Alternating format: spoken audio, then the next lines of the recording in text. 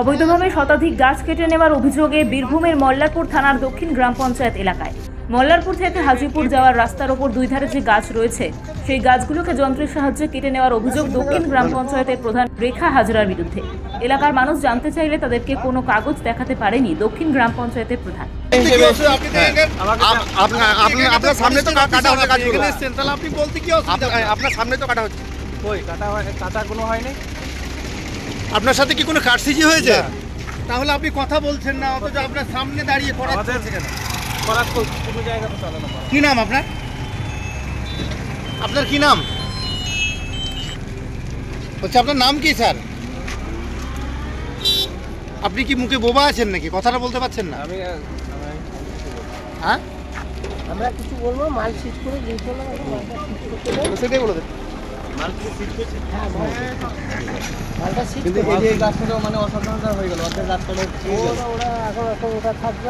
আর যারা কাছে তাদেরকে অ্যারেস্ট করছে এখন পুলিশ কি করবে, পুলিশের দাদা কি নাম আপনার? আমার নাম তারিখ। এমনকি কাগজ দেখতে চাইলে হুমকি দেওয়ার অভিযোগ তাদের বিরুদ্ধে।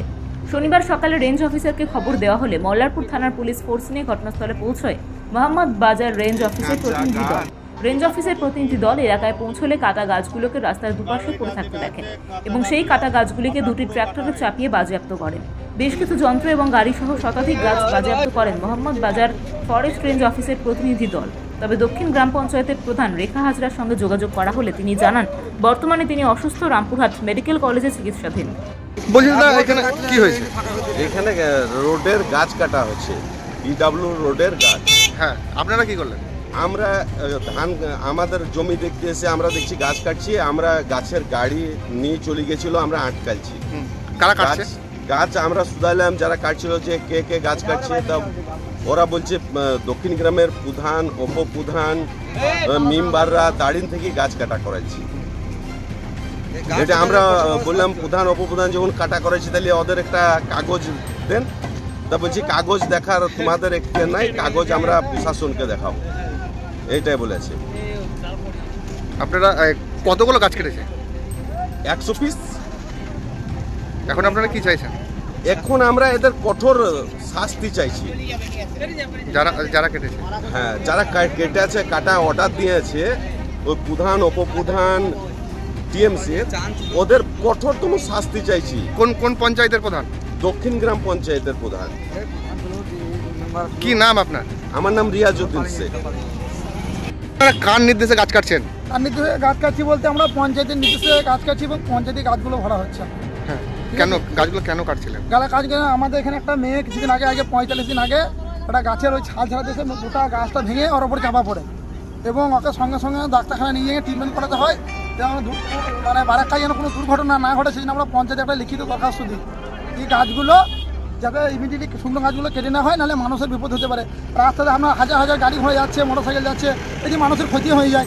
সেই জন্য আমরা গাছগুলোকে কেটে ওদিকে লেবারগুলো দিয়ে ওই ট্রাক্টর ভাড়া করে নিয়েছে পঞ্চায়েতে রাখার সিদ্ধান্ত করা হয়েছে, এইটুকু। আর যে গাছটা আপনার বলছে কাঁচা, ওই গাছটা ইতিমধ্যে পরশুদিনকে রাতে 5-7টা গাছ কেটে নিয়েছে চুরি করে। এই গাছটা কাটতে পারেনি, যাতে পুলিশের গাড়ি চলে এসেছিলো, গাছটা অর্ধেকের ওপর কাটা ছিল। সেই গাছটাকে আমরা ইচ্ছা করে বললাম যাতে গাড়ির ওপরে কিংবা গাড়ি ঘোড়ার ওপরে না পড়ে, এই গাছটাকে কেটে দেন, নাহলে মানুষের বিপদ হতে পারে। মাঠে লোকজন যাচ্ছে ধান কাটার সময়, যাতে মানুষের দুর্ঘটনা না ঘটে, এই জন্য আমরা বলেছি গাছটা কেটে নেন, নাহলে মানুষের দুর্ঘটনা ঘটতে পারে। তাছাড়া যতগুলো গাছ কেটেছে আপনি দেখুন, সবগুলো শুকনো গাছ। এবারে একটা কাঁচা ডাল হয়তো কোনো শুকনো গাছের মধ্যে একটা লেগে থাকতে ফেরেঙা, সেটা কি কাঁচা গাছ হতে পারে? যে কোনো সময় দুর্ঘটনা ঘটবে, এইটুকু। আপনার পারমিশন কে প্রধান দিয়েছিল? পারমিশন আমাদের পারমিশন তো ফরেস্ট অফিসে কি আপনারা? ফরেস্ট অফিসে আমাদের কোনো কিছু জানা নেই, তবে আমরা প্রধানের একটা লিখিত যে পঞ্চায়েতগুলো গাছগুলো আপাতত কেটে নিয়ে এসে পঞ্চায়েতে জড়ো করা হোক, তারপরে টেন্ডার হবে। কি নাম দাদা? আমার নাম চান্দাই, দক্ষিণ।